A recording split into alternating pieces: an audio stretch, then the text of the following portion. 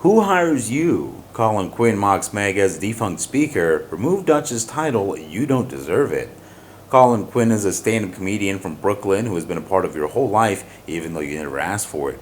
From MTV's Remote Control to SNL to Comedy Central's Tough Crowd with Colin Quinn, Mr. Quinn is not one to take a hint and bow out gracefully.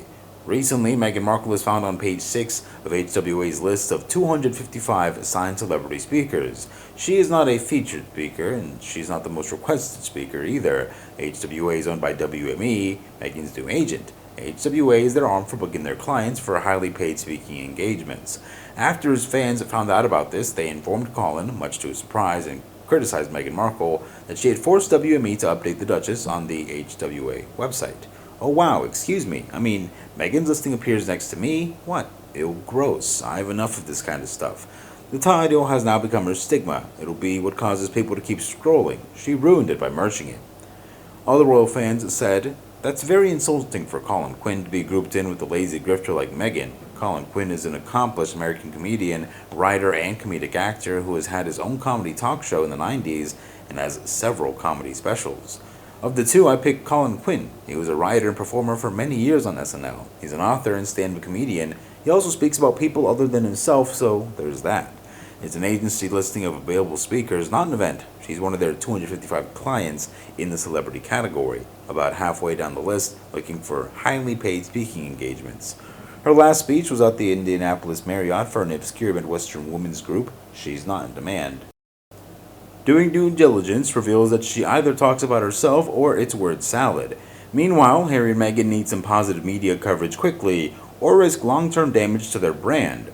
It comes after Meghan's public opinion fell to a record low. Some 68% have said that they have a negative view of her, and 21% said that they have a positive view.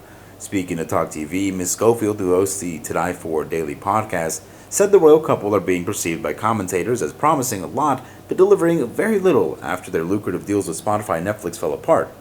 The Wall Street Journal, Bloomberg, and Rolling Stone magazine are all saying that Harry and Meghan are in their flop era. People are realizing the Sussexes have a hard time executing. They promise a lot but deliver very little, and this is probably very damaging for their egos and potential opportunities. If you're in charge of a corporation like Spotify or Netflix and flipping through Rolling Stone magazine and you see headlines like these, you're going to hesitate to work with them. They have to change the narrative and do it quickly because it seems that there's a media pylon now. They've got to get some good news out or the negative headlines will continue. Rolling Stone magazine suggested the royal couple should reinvent themselves to improve their brand image in a manner similar to Kim Kardashian.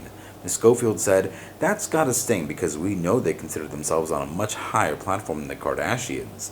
Some newspapers claim Harry and Meghan blame Buckingham Palace for manipulating the media to damage their image. Quoting sources, the paper also says the couple put their professional failures partly down to COVID and other things like the Queen's death. Sources say they did not believe Prince Philip was as ill as was reported, and that the palace was simply diverting attention from their Oprah Winfrey interview. We know that Prince Philip was on his deathbed when they did Oprah. Sources now say that Harry and Meghan blame his ill health for the negative reaction of the interview received. They blame the Queen's death as the reason Meghan's podcast Archetypes failed to take off, and they blame COVID for their lack of productivity. It's ridiculous and very callous. If it's not true, I would hope they would release a statement to say so, because people are reading these headlines and thinking, oh, I see who they really are now. And that is not what you would want as a brand, to look so cold, so callous.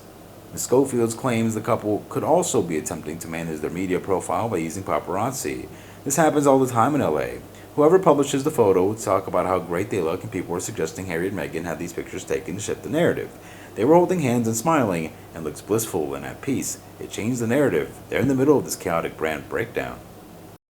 The photographer that took these photographs is Carl Larson, who states he's friends with Meghan, so it's odd a friend of hers would get candid photographs of her. It's convenient though, right?